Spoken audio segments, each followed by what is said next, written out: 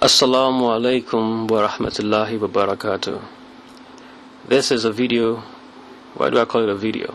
It's an audio. Response to Investigate Islam. His video titled How Many Allah in Islam Part 1. He was responding to somebody, I don't know who it is, a Muslim obviously, but he does not acknowledge who this person is and does not give us a link to their video or whatever. But that's not the problem. One thing I have noticed is that you're a concrete thinker, and if you're not between 18 months old and 24 months old, that's abnormal. For children that young, it is a normal phase of development. But if you are old enough to discern what is right and what is wrong by reading or hearing, then it's a psychiatric symptom. You cannot understand a figure of speech. You cannot read something and make sense, the intended sense of it.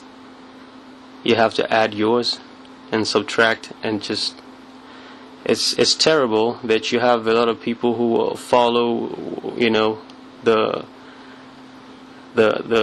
deception that you put out there. I just want to be fair, but I think that those people who follow you blindly without actually checking on their own are just idiots. But we will go on here. You were responding to the brother, and he said that Jesus claimed to have a God, as we see in Mark chapter 12 verse 29. One of the scribes came to Jesus asking him which commandment is the most important one, and he said, "Hear, O Israel, the Lord our God, the Lord is one."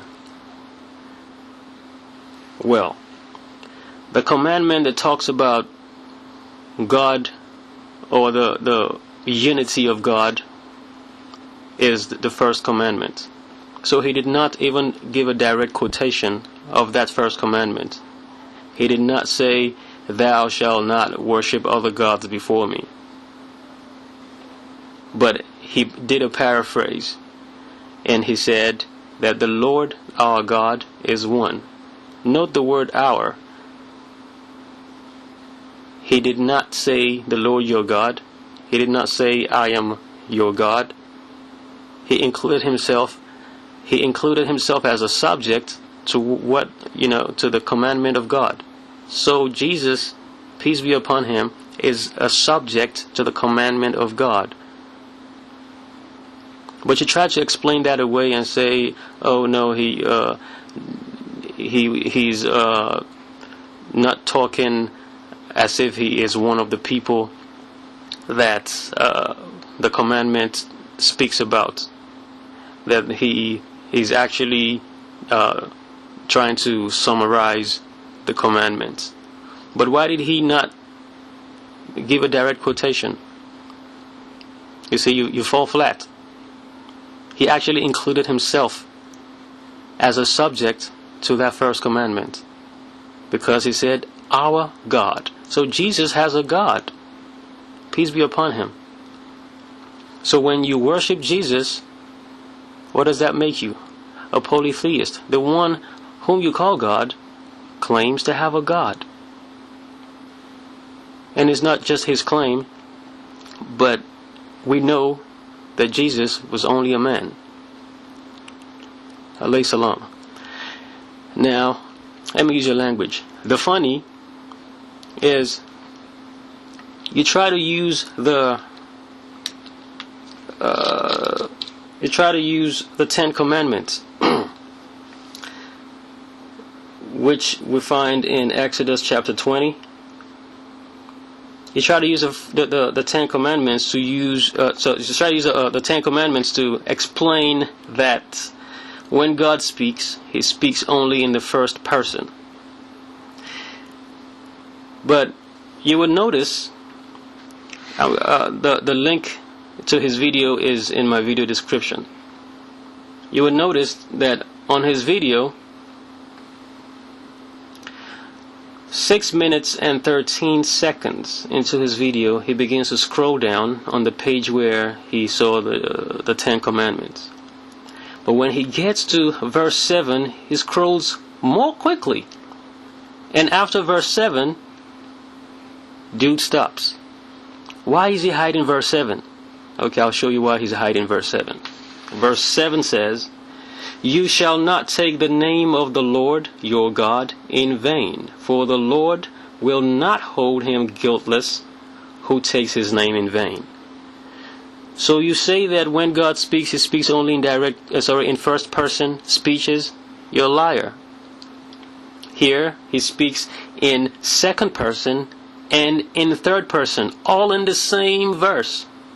Exodus chapter 20 verse 7. In second person and in third, all in one verse. And then you try to bring the Quran, the chapter 59, the banishment, verse 22, Allah is He than whom there is no other God. And you try to say, oh well, if God was speaking, then it has to be first person speech, first person statement. You're a liar.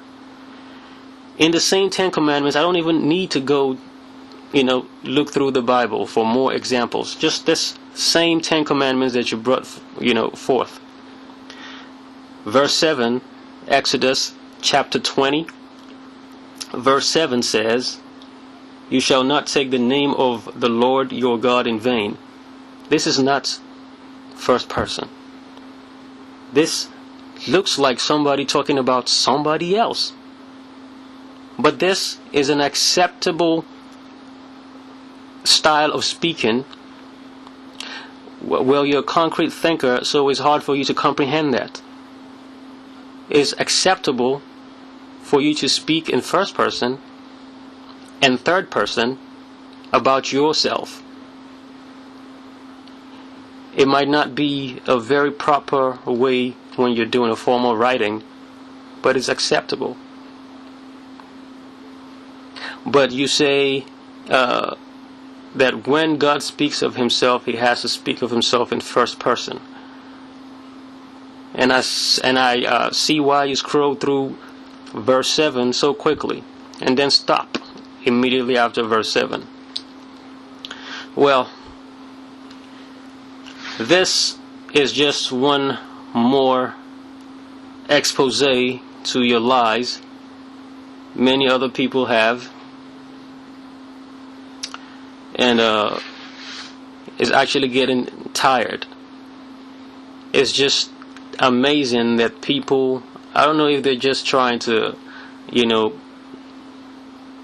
sing your praise, or maybe they're just very unintelligent, that they cannot see through your arguments. You don't even have to be a Muslim. You don't have to be a Christian. You don't have to believe in God. Just look at the arguments. They're very inane. It's terrible that you have people who are,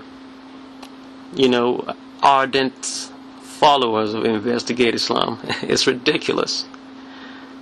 Actually, it is funny. Let me use your language. It's terrible. So, God does speak in first person, and He does speak